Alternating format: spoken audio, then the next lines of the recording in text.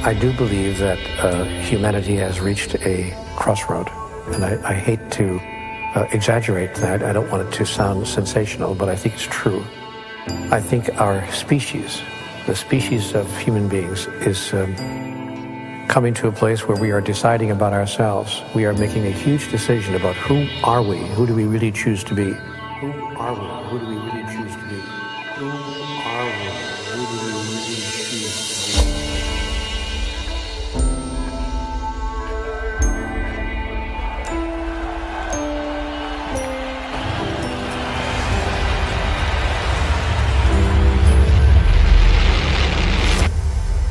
We imagine that the issue is a political issue. Then we say, well, it must be a financial problem. The problem is not political, it's not financial, and it's also, by the way, not military, obviously. Circumstances don't determine who you are, they reveal who you are. And the world that we live in now, the circumstances are changing so rapidly that we're being revealed. There's no such thing as a problem. A problem is essentially a transition. So I see the crises of today as a transition point for humanity.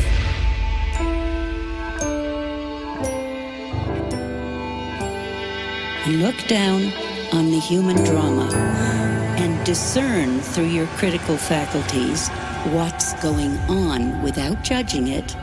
Just discern, what is this human drama about right now, and what role can I best play in it?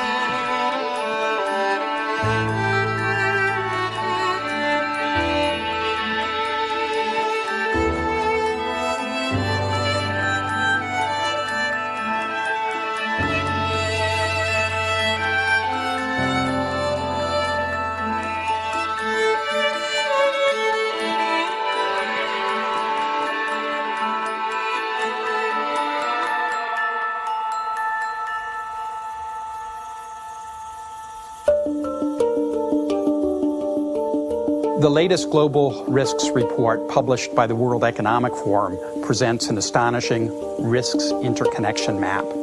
It clearly reveals how all global risks are interrelated and interwoven, so that economic, environmental, geopolitical, social, and technological risks are hugely interdependent. A crisis in one area will quickly lead to a crisis in other areas. The interconnection and complexity in this map, compared to our surprise at the impact and speed of the recent financial crises, illustrates the discord that exists between all systems we've built and shows just how disconnected we've become. Our attempts at managing these systems are fragmented and simplistic, and not up to the challenges that we face today. The way we use natural resources is based on our economic system, which is closely related to our social values, which directly affect our psychological and emotional systems and all our actions. What we see in the world is a reflection of who we are. You cannot separate what's happening in the world and what's happening within people. So we're not just in crisis in politics or in economics. Human beings are now in crisis with themselves. When I studied biocybernetics, it was a wonder to see that the more we delve into nature, the animal kingdom, plant life, ecosystems, we see that everything is interconnected through reciprocal actions, some of which we understand, some of which we still don't. But now, human society is also becoming so integrated that it's like a single closed system that encompasses the entire globe. The crisis we're facing now is actually very unique. We are all closed together in the same system, and we can no longer do whatever we want in it. World leaders, presidents, have lost the ability to manage the people.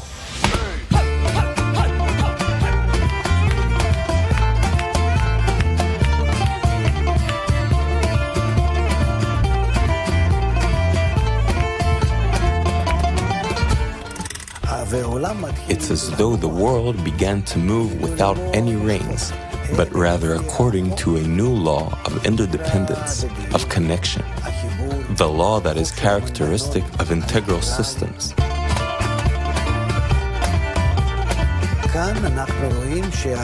And here we see that world leaders, first of all, they can't even make decisions, whether it's G8 or G20. And even if they arrive at something, they can't realize it.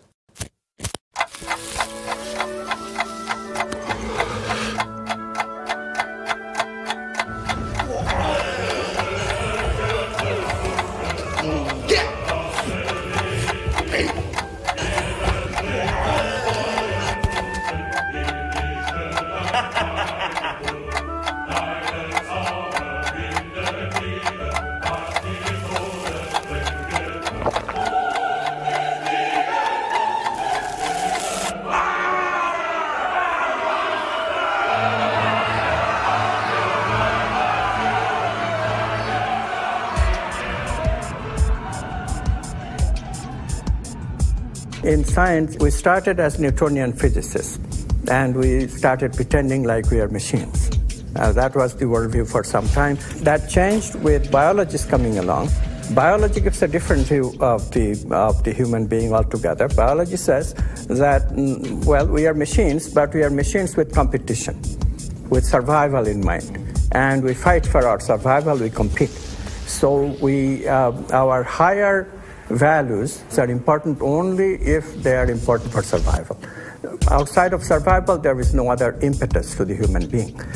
And because of this idea, we have become, as you know, extremely competitive in our society. If somebody else has something, I must get it. If somebody else doesn't have it yet, I must get it before he or she gets it. This idea is causing havoc in our society. Much of our progress in human civilization has been driven by egoistic competition.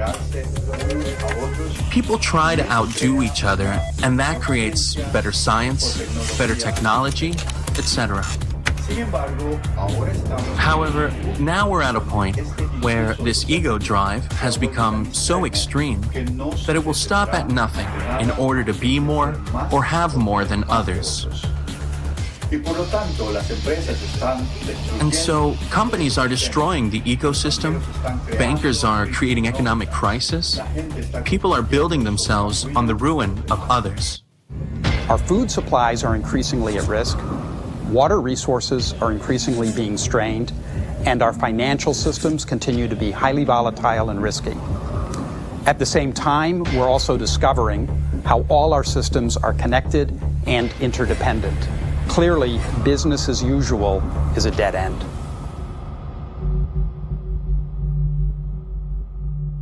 In the previous days and times, we've been involved, not exclusively, but largely, in the process of individual survival. How do I get through the day? How do I get through the week? How do I get through the month? In the 21st century, we're learning now that we can no longer concentrate on individual survival strategies, that unless we begin to coalesce those strategies and learn how we can survive collectively, that no individual is going to survive in the long run. Again, I don't want to be an alarmist, but I realize that we are facing a very critical time now. The separation theology that humanity has established through the years has created a separation cosmology. That is a cosmological way of looking at things that says everything is separate from everything else. And a separation cosmology has produced a separation sociology that is a way of socializing with each other that says I'm over here and you're over there and our interests will not meet unless they do. If they do, we'll try to cooperate, but if our interests do not meet, if we have separate interests, I may just have to harm you. I may, in fact, just have to kill you.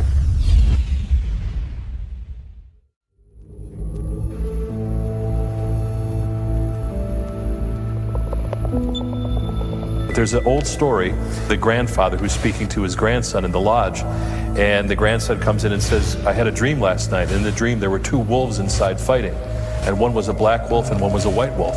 And the black wolf scared me, grandfather, and the white wolf made me feel hopeful. Which one will survive? And the grandfather said, the one you feed the most. And so to me, that is the nature of humanity, the nature of humans, is we have both. Which one we're going to feed the most is the one we're going to see in the world.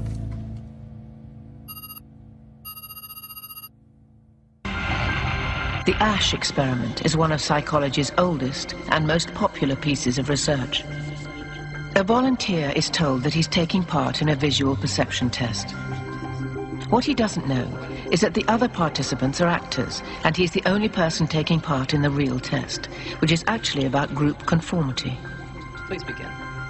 The experiment you will be taking part in today involves the perception of line length. Your task will be simply to look at the line here on the left and indicate which of the 3 lines on the right is equal to it in length. So, for example, if you... The actors have been told to match the wrong lines.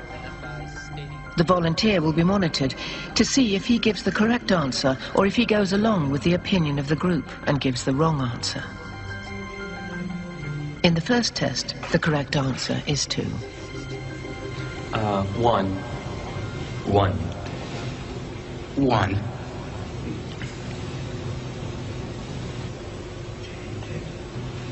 2. 1. Once again, the correct answer is 2. 3. 3. 3.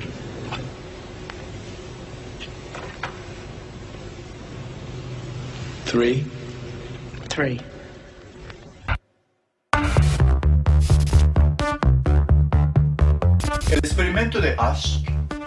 The Ash conformity experiment has been repeated many times. It's been suggested that, first, the distortion happens at the level of action. The subject believes the others are wrong, yet goes along with them anyway. Then it happens at the level of judgment. The subject begins to think, maybe they're seeing something I'm not seeing. And then it happens at the level of perception, which means that the subject's actual perception of what's right or wrong is distorted by the majority. Now, when you link these conclusions to what's happening in the world today, you have to ask, in what way have we been using the influence of society? Which is probably the most powerful force in human psychology.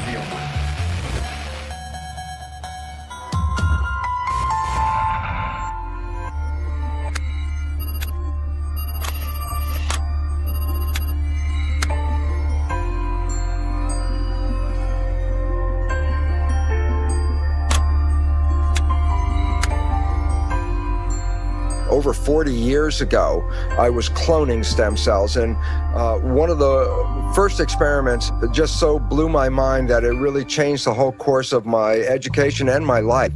I put one stem cell in a culture dish all by itself, and that stem cell divides every 10 to 12 hours. After about a week to 10 days, I have thousands of cells in the petri dish, but what's most important is all these cells are genetically identical to each other. And then what I did, and this is the experiment, I separated a culture of genetically identical cells into 3 different petri dishes, and I changed the environment. But the culture medium to cells is like the world that we live in. It's got the air, the water, the food, all the things in it. So I had 3 different environments, yet genetically identical cells in each dish, and the results revealed that in environment A, the cells form muscle, in environment B, the cells form bone, and in environment C, the cells form fat cells.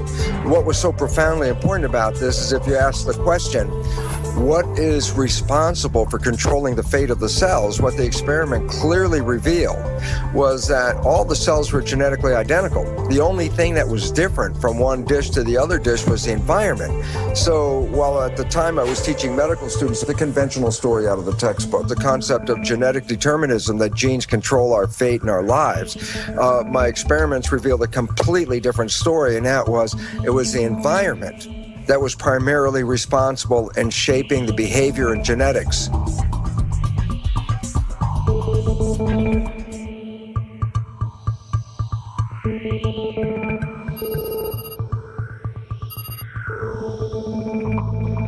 And there's new research out of Harvard Medical School about social contagion.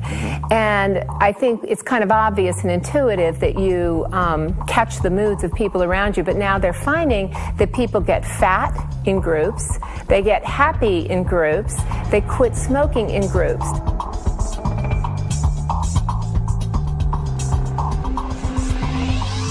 Nicholas Christakis and I have been very fortunate to find a resource in the Framingham Heart Study that we never imagined we could find. They were asking people for 32 years, who are your family members? Where do you work? Where do you live? And most importantly, who are your friends? For the first time, now that we have data like this, we are able to get a bird's eye view of networks like the networks that you live in. We had some validated measures of various emotions, including happiness. And what we attempted to show, and were able to show, is that my happiness depends not just on my own actions and thoughts and behaviors, but also on the actions and thoughts and behaviors of the people to whom I'm directly connected, my friends, siblings, spouses, neighbors, coworkers, and so forth, and the people to whom they are connected, and the people even to whom they are connected. And what this finding is showing us is that it's not just behaviors that are spreading through networks, it's also these emotional states that are spreading through networks. So we think that what's spreading is this tendency to transmit ideas, these norms of behavior. You are, in fact, a social organism. You're created by your environment. There's no you and there's no me. Once you begin to think about how everything you do has been taught to you one way or another, granted, you're putting things together and you're making decisions, but your decisions are limited to the information that's been given to you and that you've learned. So I'm a walking amalgam of a social engineering, so to speak. If I see myself as separate from everything else, that I could say is incorrect. For example, everyone knows they have to breathe. Through time, people will begin to understand that their integrity is only as good as the integrity of everything else around them. So what is happening in science is really quite pathetic, and what is happening in the public at large is also equally pathetic, because what is happening is that by pretending to be something, we are becoming that something. By pretending to be something, we are becoming that something.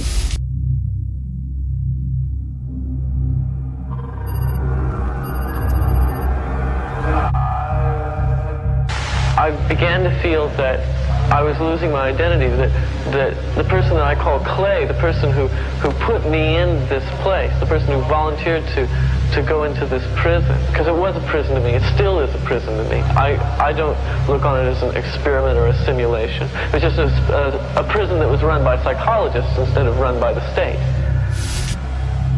In 1971, today's well-known psychologist, Philip Zimbardo, decided to examine what would happen if you take perfectly normal and healthy young students and create a prison-like environment within Stanford University and tell them, for the next 2 weeks, some of you will act as prisoners, and some of you will act as guards. One day into the experiment, a riot broke out. The guards began humiliating the prisoners. They used physical punishments. Some became extremely sadistic. The prisoners began to have emotional breakdowns. Some had to be removed from the study early, and after only 6 days, the experiment had to be completely shut down.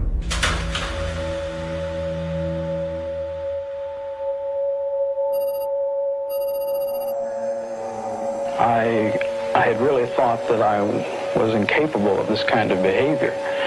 I was surprised, even I was dismayed to find out that I could really be that I could act in a manner so absolutely unaccustomed to anything I would even really dream of doing. And while I was doing it, I didn't feel any regret. I didn't feel any guilt. It was only afterwards when I began to reflect on what I had done that this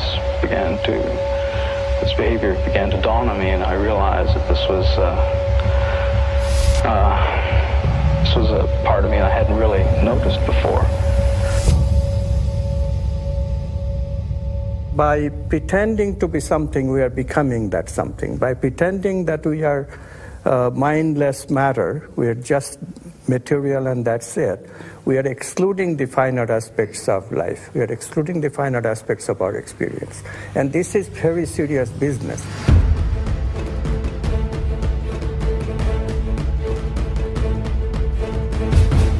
If you take Darwinian theory, which says that we're in a competition and we have to compare each other as to where we fit, and you mix that with a Newtonian vision from physics that the primacy of the universe is found in the physical structure. And then you put those two together and you say, well, how do you know where you fit in the Darwinian world? And the answer is, how much material do you own? And so, evolution of humanity since Newtonian times was to extract the material from the planet so that we could have possessions. And that the possessions then were a reflection of where we stand in the hierarchy. If you're very low in the hierarchy of human life, you have nothing. If you're very high in the hierarchy of human life, you have money and possessions and houses and toys and all these things. So then you say, well, then who suffers from all this?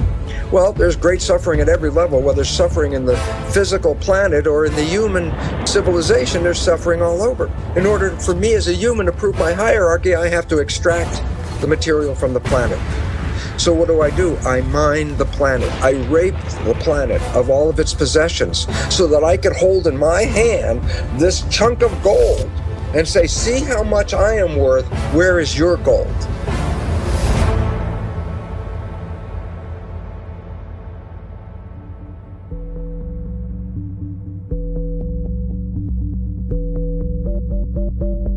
Theory of evolution is not based on community, but based on the individual. Newtonian physics said it's only the visible things that are relevant. But in a world based on quantum physics, which is based on energy, some of the things that we understand in the nature of energy are emotions and feelings, such as love and beauty. These are expressions of energy. And in a world of quantum physics, we surely emphasize more the nature of love and feelings and energy and beauty and harmony over the money and the material expressions that we look at today. And why is this important? Because then you look at the world and you say, do you want a pound of gold, or do you want to be totally in love in your life?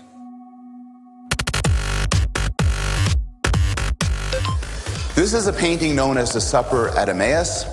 And in the 1940s, when it was thought to be painted by Johann Vermeer, it was worth millions of dollars. It was perhaps literally priceless. It was in Holland, and it was one of the most renowned paintings in Europe. People would travel through Europe to see it. Until one terrible day when it was discovered that it was not painted by Vermeer at all, but by the great forger Van Meegeren. In other words, it was discovered it was not this painting, but that painting. And all of a sudden, its value dropped to nothing. How you taste something is critically affected by what you believe you're eating. And this shows up in all sorts of ways. One nice finding involves children. How do you get children not just to eat their carrots and drink milk, but after they have the carrots and milk, to report that they tasted good, better than your normal carrot, better than your normal glass of milk? It's actually terribly simple to do this. This was done in a study a couple of years ago. You take them out from a McDonald's bag.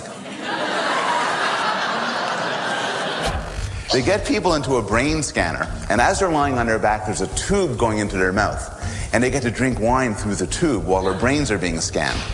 Above them is a screen where they can read information about the wine that they're drinking. Everybody drinks the same wine. If they think they're drinking the cheap stuff, they'll report, it doesn't taste so good, and they have a low-level neural response. If they think they're drinking out of a $200 bottle, they say they love it, and the pleasure centers of their brain light up like a Christmas tree. This is John Cage's work. Comes under different names, but it's often called 4 minutes, 33 seconds, because it was a famous modern performance where the pianist is instructed to sit at the piano and be silent for 4 minutes and 33 seconds.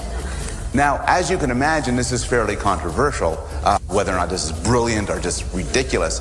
But my favorite fact about this is you can go onto iTunes and you can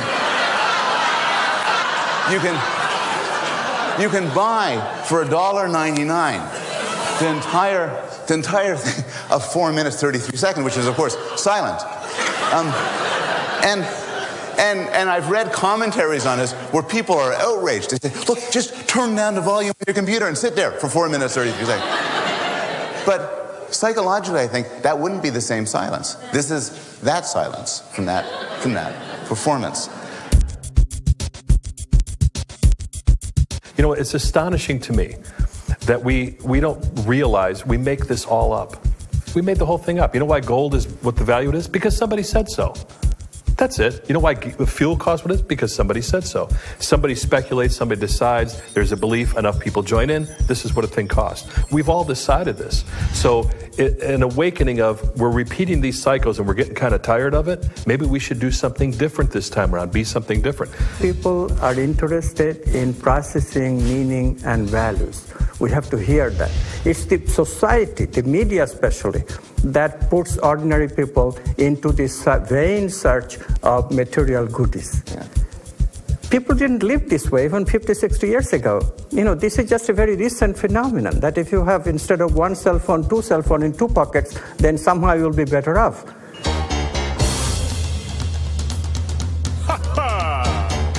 Right.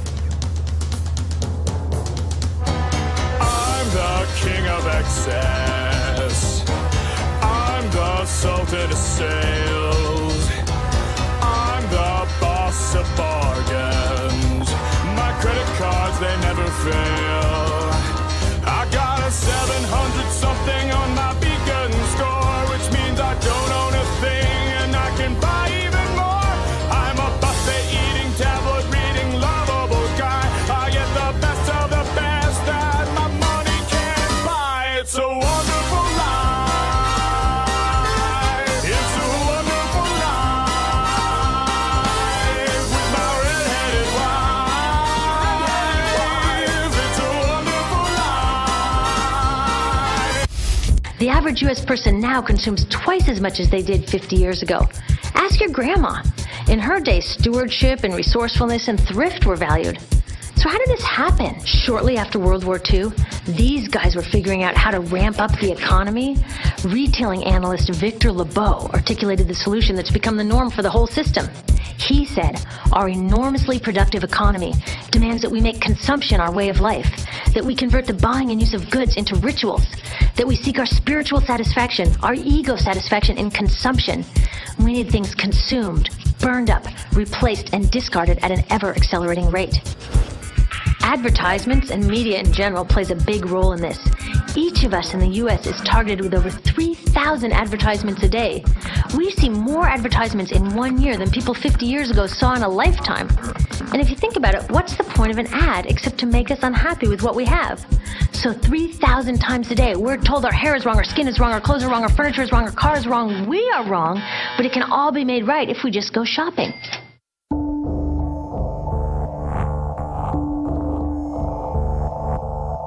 Mr. Rogers, who was the TV guy here in the United States, said the space between the television and the viewer should be sacred.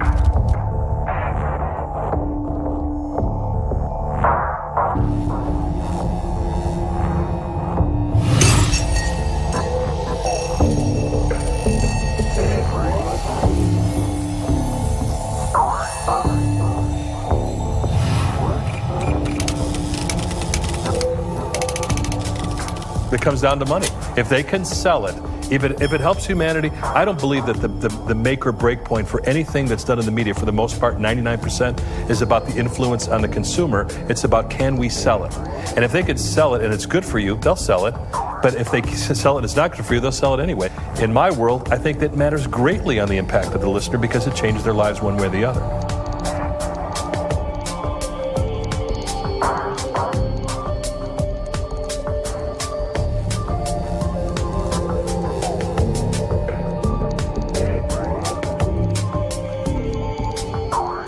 Part of the problem is people are too focused on their own little world, their own little lives, what it is they want to accomplish, when in fact there's really nothing you can accomplish that feels quite as happy as doing it with other people. And so I think there's been too much of the entrepreneurial greed, me focus in the last few decades. And I do think that people have become aware that we're becoming more unhappy, not just in the United States, but all over the world. Depression rates are rising faster.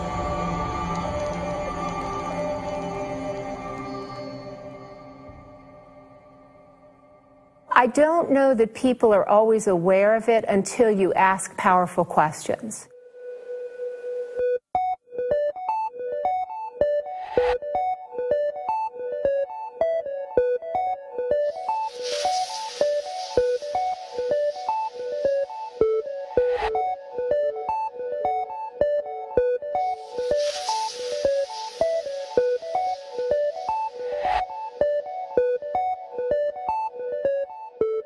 And the research is so interesting on this that if you ask college students what they aspire to, they talk about money. But if you ask them what the best thing was that happened to them in the last month, they mention experiences with other people. They never mention possessions. So on an intuitive level, people do understand what it is that brings them joy, but sometimes they have to find out the hard way.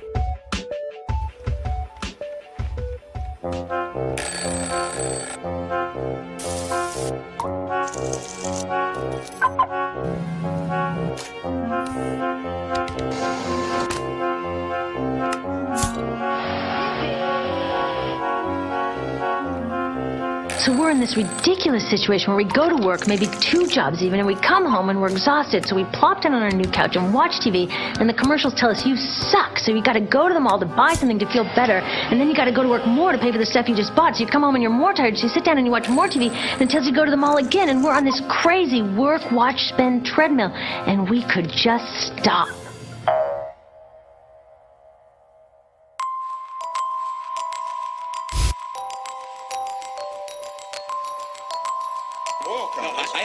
I had a question, and the question was, how much did you cut them by?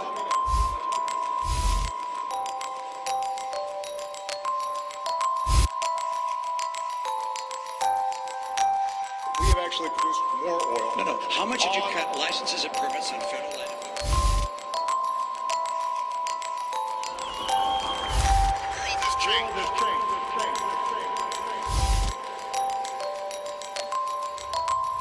We must change with it.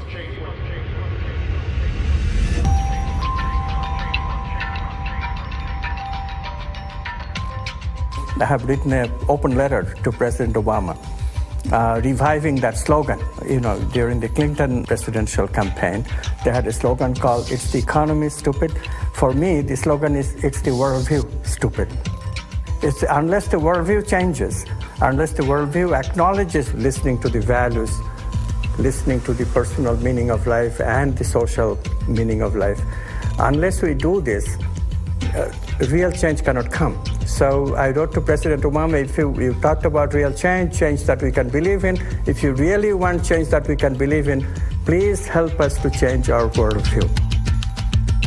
The change of man is the key to changing everything else in the world. Without it, nothing significant will change. What we need is not just patching up, not just solutions to current problems. What we need is a transformation, a fundamental transformation, which means a change of values, the change of thinking, change of consciousness, change in the way the human being thinks and acts. Worldviews affect the engine of civilization. It affects who we each individually think, who we are and how we behave, and our moral sense, business. It affects everything. An experiment was done by 2 social psychologists where they did the following. They took a bunch of students and they had them read one of 2 passages. One of the passages was description of who we think we are. And the key phrase in this paragraph was, "You're nothing but a pack of neurons." That were basically all material substances, in which case everything you think you are, all of your thoughts and emotions and all of your interior life is nothing but a pack of neurons. And then they gave the students the opportunity to do a couple of experiments where they could cheat if they wanted to. And what they found was that the students who read the passage, "You're nothing but a pack of neurons," cheated significantly more. If your worldview says that there is no inherent meaning in anything, and ultimately the universe is a pointless object, and when you die you're dead and there's nothing else going on, then it changes your sense of, how do I need to live right now? Well, I should get everything I should get right now. I should cheat if I have to. Whereas if we had a different model, which said maybe you're part of some gigantic living system with some kind of inherent meaning and all the rest. It could have consequences not only for yourself, but for your loved ones and everyone else. All the problems that we're facing right now, they're not problems. They're actually questions. Who are we? Who do we really choose to be? How do we choose to relate to life itself? How do we choose to relate to all the different elements of life, the environment, the planet itself, obviously the people? Why are we here, and where are we going from here? What is the meaning of my life? We're in a transition stage where the old answers are no longer sustainable, and that's why we're facing the crises we face. So there's a population in a state of flux saying the old stuff doesn't work, and we're ready for new answers that will create a newer, more sustainable civilization. Simple point, the old civilization is no longer sustainable, the answers are flawed, new answers are in, and we're in the moment of taking those new answers and weaving a new culture that will support those answers and support ourselves. At this critical point in time, we have to redefine what it means to be human. We have to choose a new identity, literally choose a new identity, and recreate ourselves anew as a humanity. Recreate ourselves as a brand new kind of living organism, a brand new kind of species, and recreate the organism as a cluster, as a group, rather than as a scattering of single individuals. We have to change our thinking about who we are in relationship to each other. We've been living in a competitive society for too long, and the world we see is the result. The ego, the competitive ego. What we have to do is learn how to cooperate and drop the ego and realize, again, that if we have people in one country that are very poor and people that are very wealthy, the wealthy are going to have to get big armies and big fences to keep those other people out. It's not going to work with the divisions of society that we have today and the stratification.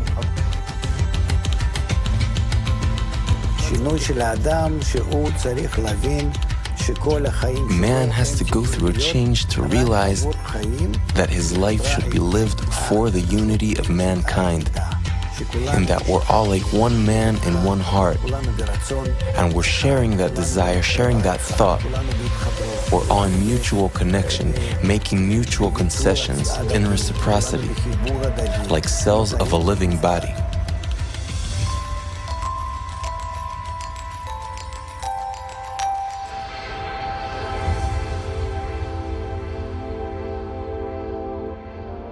It's so simple, but we make it so difficult, and it's these hard things, these challenges, these horrible things we see are there to urge us to be better than we are. And I think until we start seeing that, they will continue, no matter on all levels. We look at our economic crisis, we look at our ecological crisis, we look at our spiritual crisis, and we say, I'm not happy, society's not happy, what's wrong with us? So that is the trigger. We have to have problems to have solutions. Problems create creativity. There's no such thing as a problem. A problem is essentially a transition. So I see the crises of today as a transition point for humanity. I see them as not necessarily something that's out of the ordinary.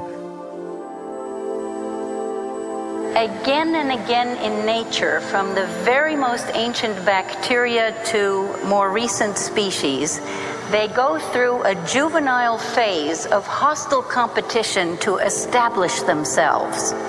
And then they discover the economics of cooperation. And when they find that it is cheaper and more efficient and more beneficial for everyone to feed your enemy rather than fighting them, then we are on the way to the new civilization we're all looking for. The wonderful part about nature being fractal is that we can use patterns in nature to understand other patterns that exist, because patterns repeat themselves. So now if you want to look at a pattern that's playing itself out on this planet right now that would give us insight about what is going on. So I say, look inside a caterpillar that's growing. And a caterpillar represents, let's say, 7 billion cells living under the same skin. Each cell is a citizen. And guess what? They're like people like us. They're working every day. Cells in the digestive system are taking the food and breaking it down and making products out of it. Some cells are the motility cells. Those are the cells that move the caterpillar around. The structures of like our highways with trucks and vehicles carrying materials all over the place, something like that. Cells of the immune system are taking their job of protecting the system. Respiration system is making sure fresh oxygen is being delivered.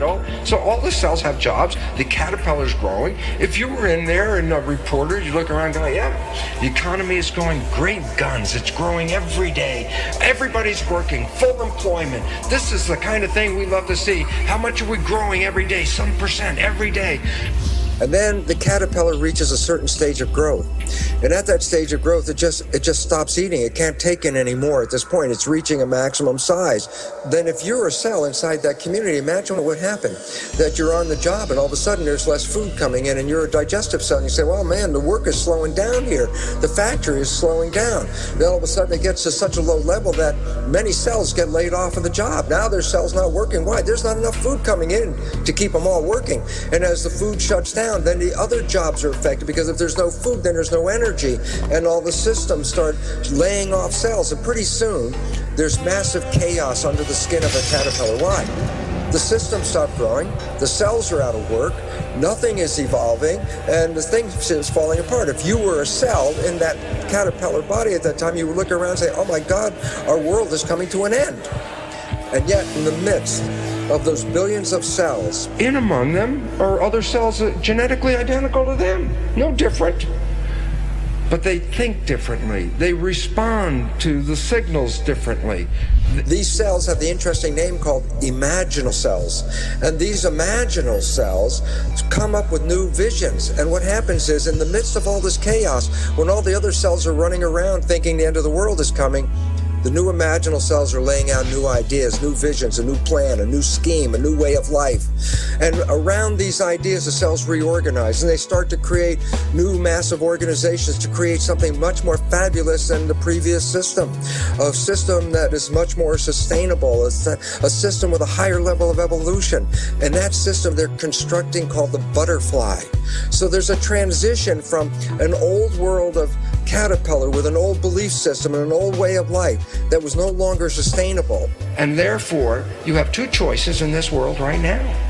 You can retain your caterpillar status and go, oh my God, the sky is falling, and be in fear. Or you can say, the caterpillar is going, I want to build the butterfly. Why? Because if I become active and, positive in the process of building the butterfly, I'm engaged, I'm working, we're creating the future. If I sit there and bemoan the loss of the caterpillar, then I'm making myself sick and everything around me. Why? I'm not contributing to our evolution. And so, where are we? We're at the demise of the caterpillar stage of civilization and the rise of the butterfly.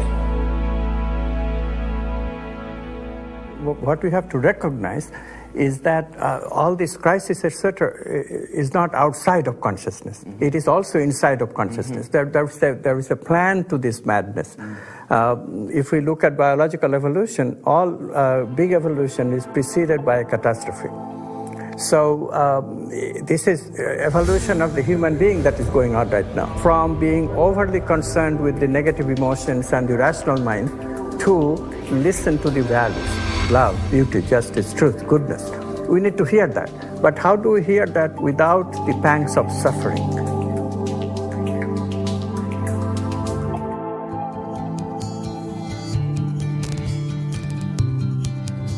I believe the issue is how can we cause the largest number of people to understand that we are in fact all one, to understand our unity. The environment has to be changed so that we are supported in a way where we respect each other, while our value systems have to understand that we cannot survive any longer through our logical reasoning with the competitive mentality that's been perpetuated for so many generations. If the environment continues to reinforce this selfishness, it's going to be that much more difficult to climb out of it. So if we create an environment that helps us to have the courage to give, and it rewards and reinforces giving, then I think we'll move much more quickly into that type of bestowal mentality. What we're beginning to see now is the fall of all the major institutions, whether it's economy, politics, education, healthcare, every fundamental level of institution in the world. So there's going to have to be changes at every level. And it starts with education and awareness. Why? Because the knowledge we bought into of who we are and why we're here turns out to be archaic beliefs that are not supporting our survival. We have to go from our old limiting beliefs that brought us to the current state of the world, rewrite those beliefs so that as we take the next step forward, we do so with new awareness, new power, and a new understanding of where we want to go. So we need to change education. Just imagine, what would happen if we changed our environment completely? What if we would constantly hear in the news, through art, entertainment, advertisement, that we're all interdependent, that we're all interconnected as one integral system? How would our world look like? How would you relate to all the others in that system?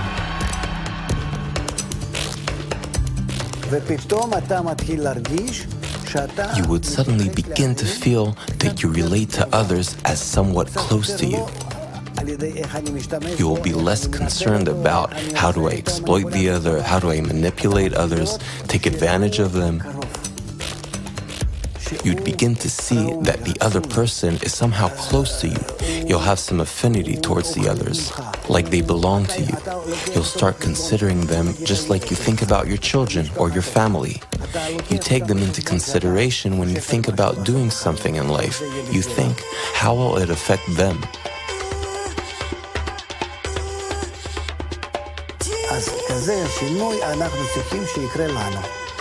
So that is the kind of change we need to go through. And it can happen to us through the proper environment that we create for ourselves.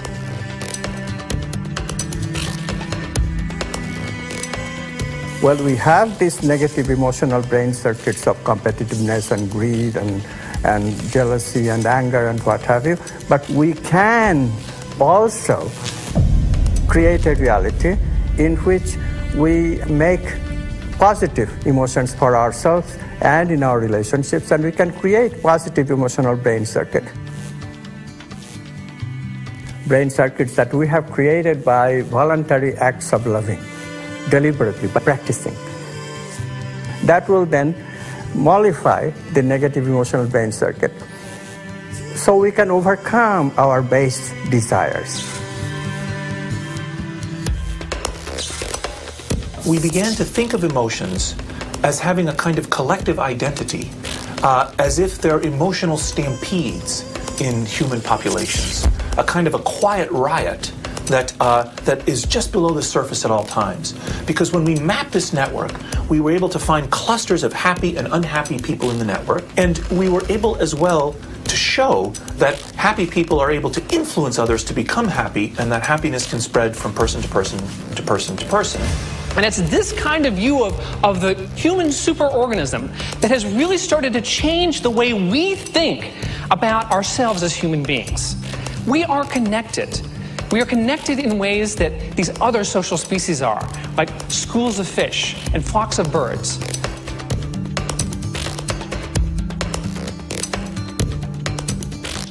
Animals have this. So-called primitive people have this.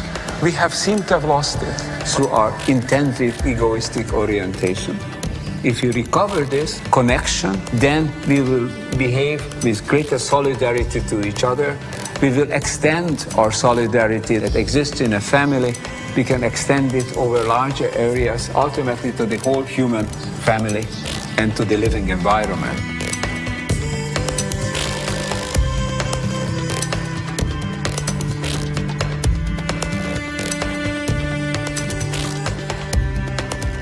We can encourage people in all walks of life, in all kinds of organizations, to come to the notion of true global family and implementing the kind of world we really all dream of. What has increasingly been found is that the happiest people have vibrant social networks. They work hard at cultivating the relationships with other people. So it's the togetherness, the bringing people together that brings people the most joy.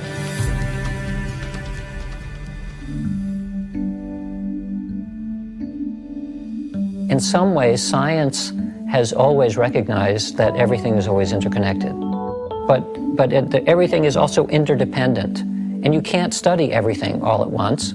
So science has been very good at sort of slicing up the world into little pieces and then diving deeply down each little piece, and that becomes a discipline. And it's very easy to forget that that piece actually is still connected to everything else.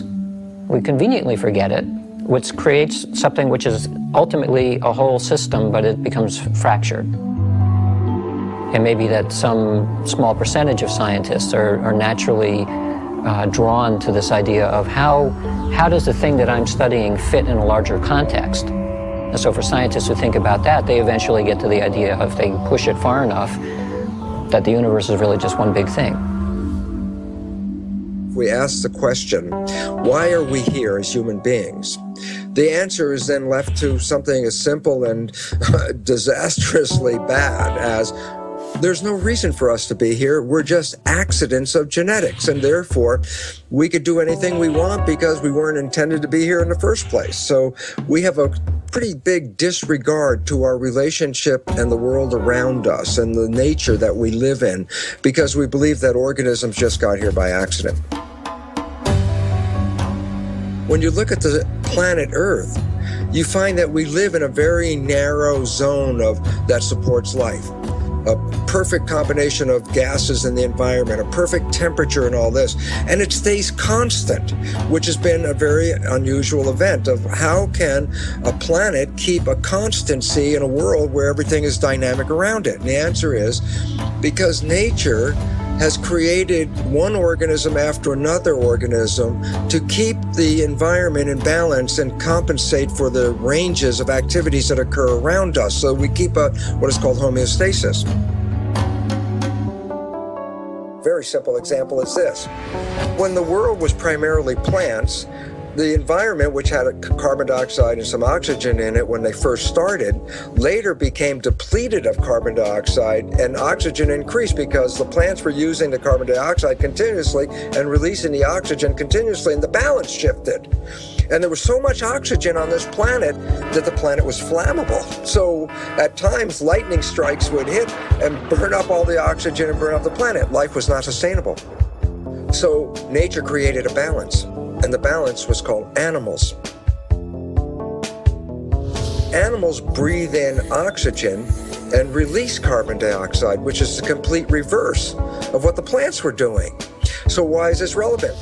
Because when you put animals and plants in the same environment, as the plants take in carbon dioxide and release oxygen, the animals take in oxygen and release carbon dioxide. This creates a cycle and a balance and harmony. So animal introduction was not just a random event. It was required to keep balance in. Now look at life as a seesaw that goes up and down. And I go like this. As I put one organism on one side, it throws the balance off and tilts the seesaw this way. So nature puts another organism on this side to bring the balance back. So I said, where are humans in this seesaw? And why is that important? Because humans have so much power that if we're not clear of what we're doing, we can take the seesaw and put a little weight on one side and shift the entire balance of nature. And then we have to learn to come back and shift the balance back again. Well, without our awareness of how we fit into nature, we lost sight of the fact that every other organism has been involved in keeping the environment more stable. We weren't to manipulate the environment.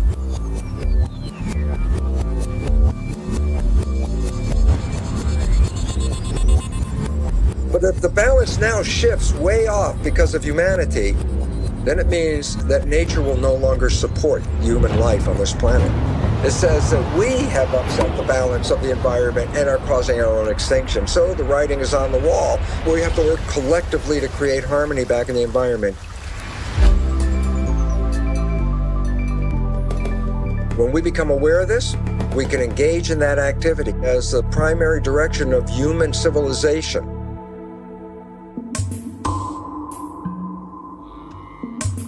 can we as a global tribe get our act together fast enough to be able to change our behavior, our collective behavior fast enough? There is a great potential, because it's not that if everybody has to change at the same time. What we talk about is a critical mass. You don't know how many people have to change for it to spread. But the fact is that when people begin to think differently, begin to act differently, that has an effect on others, it spreads. Scientists at RPI have found that when just 10% of the population are deeply committed to an idea, their idea will always be adopted by the majority of the society. Now, what's interesting is their mathematical model shows that it's like a spontaneous leap. That is, below 10%, there is no visible progress. However, above 10%, the idea spreads like wildfire. I don't think it's going to occur first on the whole among the leadership, neither political nor business leadership. I think there are always exceptions, and there are very enlightened political leaders, the enlightened business people. But on the whole, these people have too much stake on the present system, and they're afraid of change, because their own base of power and wealth lies in maintaining the current system. So the change has to come from elsewhere. I don't think it can come from the very poorest people. The very poorest people, maybe 2 billion people in the world, try to survive somehow. They have to get the food and the housing and the job and the healthcare and the education that is a minimum requirement. We can't expect it from that, maybe 200-300 million people who are really the wealthy and the leading classes. It has to come from those who are in between, who have a choice, who are becoming increasingly concerned, and who know that something needs to be done, and the hope is that they will wake up.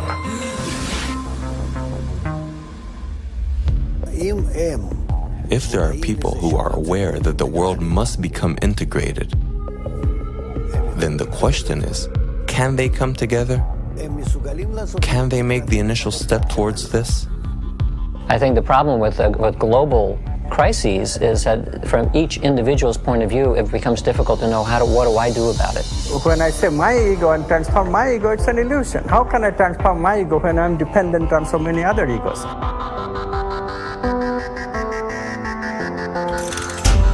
So because of the efforts of a few, changes will start occurring. How? Because the pressure, evolutionary pressure, is acting on everybody. It's just that they don't have the right context. All they need is a trigger. The trigger will be provided by this upper echelon of people who are working together to develop positive emotions. So they affect a much bigger number than is indicated by the little community that started it. So one little change in one little community can affect a much larger human community, and the interconnectedness that we have through the internet, interconnectedness of the ego, all of a sudden, without even knowing that it is doing so, will change and establish itself, and therefore changes can come very fast.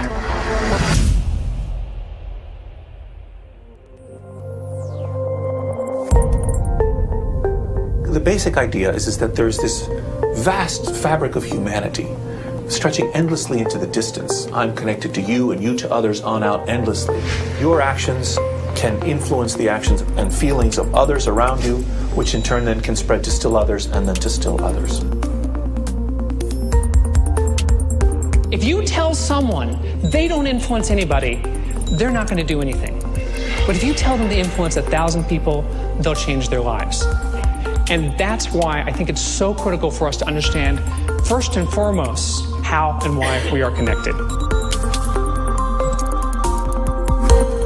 Thinking people, they can see opportunities in this. So we have to do this collectively. We have to do this collectively through dialogues, first between two people, through relationships between two people, and then generalizing it to a whole family, to the entire community, to bigger communities, to the country, to the entire world. Change the society to recognize that we cannot do this by ourselves. We cannot do this alone.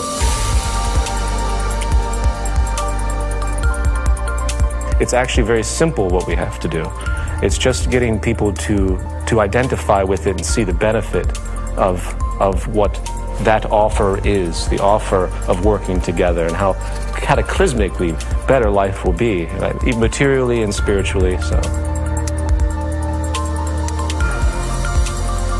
The lack of connection between people causes all the sadness in the world. No question about it.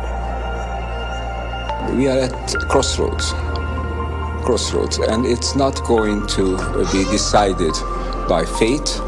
It's not a destiny.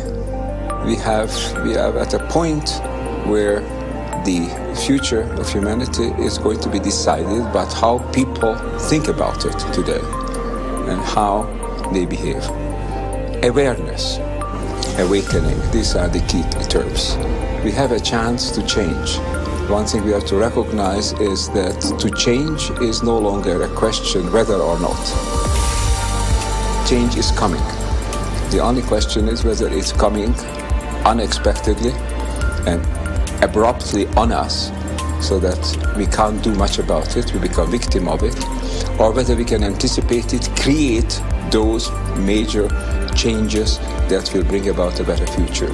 And that is the unprecedented task of the generation now living.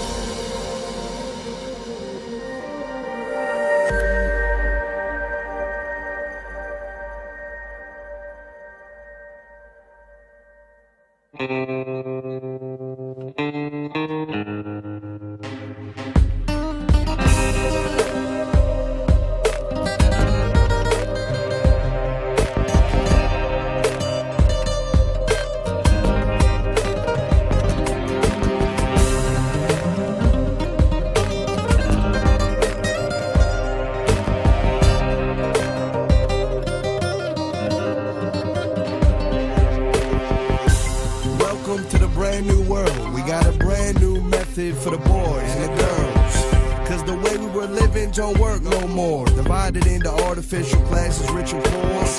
Individual success at the cost of others. It put us here, where it's brothers killing brothers. Yeah, and then we left with lots of crying mothers. It's turned people into haters instead of lovers. It seemed egoism brought us happiness. Now everybody depressed and laughing less. Yeah. But homie, now we past this, and it's time to spread the love to the masses. And our task is to fix our glasses, then we'll feel obliged to love everything alive. Now is the time, we got a choice, either we live or we die.